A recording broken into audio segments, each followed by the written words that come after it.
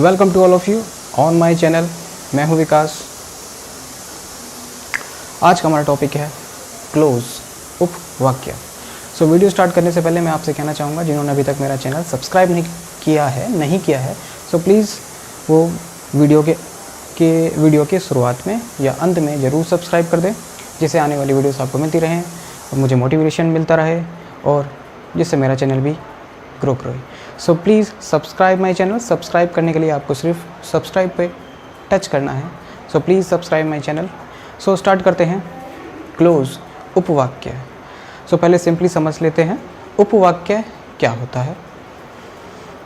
जैसे कि आपके पास एक बड़ा वाक्य है जो बना हुआ होता है छोटे छोटे वाक्यों से, वही छोटे छोटे वाक्य उपवाक्य कहलाते हैं। इन्हीं को हम क्लोज कहते हैं। ये छोटे छोटे वाक्य किसी कंजक्शन से जुड़े हुए होते हैं, इन्हीं को हम क्लोज कहते हैं। ओके, ठीक है, तो फिर आगे समझते हैं।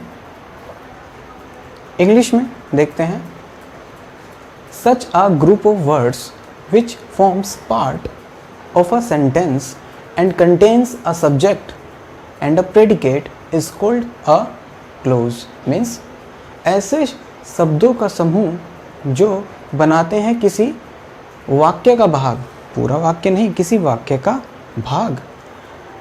कंटेन्स शामिल होता है उसमें subject and a predicate is called close.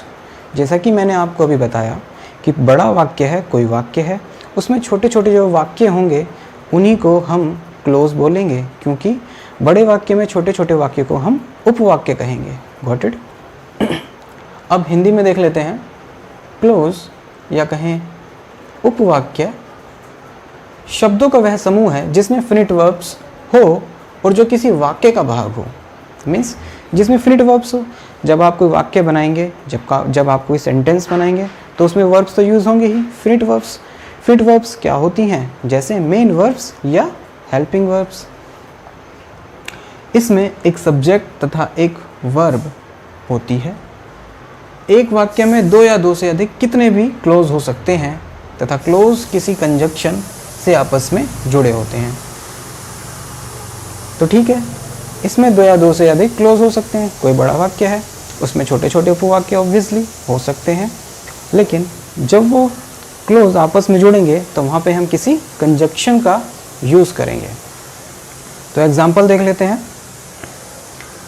I have a chain which is made of gold. मेरे पास एक चैन है जो सोने की बनी हुई है। मीन्स जो पहला वाक्य है वो क्या है? प्रिंसिपल क्लोज, क्योंकि जो दूसरा वाक्य है वो इस पे डिपेंड है, वो इस पर आश्रित है। मीन्स पहला हमारा मेन क्लोज होगा, डेट इज प्रिंसिपल क्लोज। दूसरा हमारा सबऑर्डिनेट क्लोज हुआ। सबऑर्डिनेट मीन्स ये इस पे आश्रित है। क्यों आश्रित है? क्योंकि ये तभी तो हमने बोला जब पहला जो हमारा सेंटेंस है वो कुछ इस तरह से है, आई हैव अ चैन। तो इस वजह से जो चैन है हम उसके बारे में बता रहे हैं, तो ये इस पे पूरी तरह से डिपेंड है। तो सबऑर्डिनेट क्लोज किसी कंजंक्शन से चालू होता है, ठीक है। तो which is made of gold, that is a subordinate close. तो आगे और एग्जांपल्स ले लेते हैं। तो दूसरा एग्जांपल देखते हैं। I met a girl whose eyes were blue. मैं एक लड़की से मिला जिसकी आंखें नीली थीं। तो पहला जो क्लोज है वो कैसा क्लोज है? प्रिंसिपल क्लोज, या कहें मेन क्लोज या independent clause. Why is this independent clause? क्योंकि इसको किसी कंजक्शन की ज़रूरत नहीं पड़ी, ठीक है। ये हमारा प्रिंसिपल क्लोज है। But this is a subordinate clause, क्योंकि it needs a subordinate conjunction. तो whose eyes were blue, it is a subordinate clause, क्योंकि ये वाला उपवाक्य इस वाक्य पर आश्रित है। थर्ड एग्जाम्पल देखें। We know that he is not sincere in his duty. तो first one is a principal clause and second one is subordinate clause.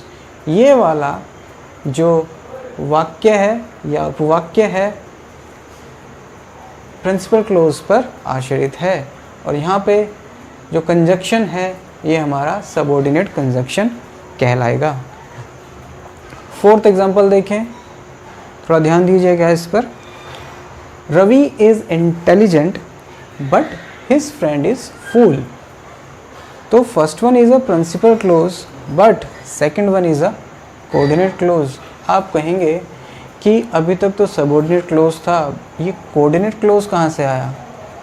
क्योंकि यहाँ पर जो बट है this is a coordinate conjunction.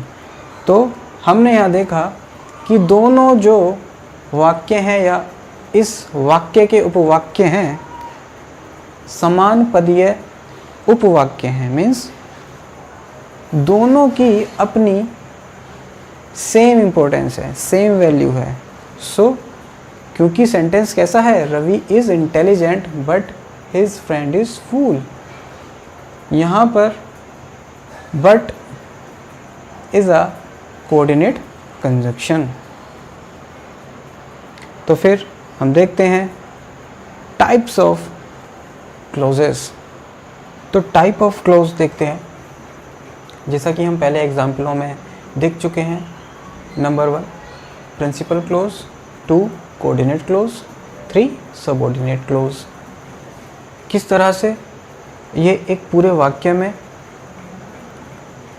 हो सकते हैं. He went to market, this is a principal clause, and bought a costly wrist watch, this is a coordinate clause. That was stolen a few weeks earlier, this is a subordinate close.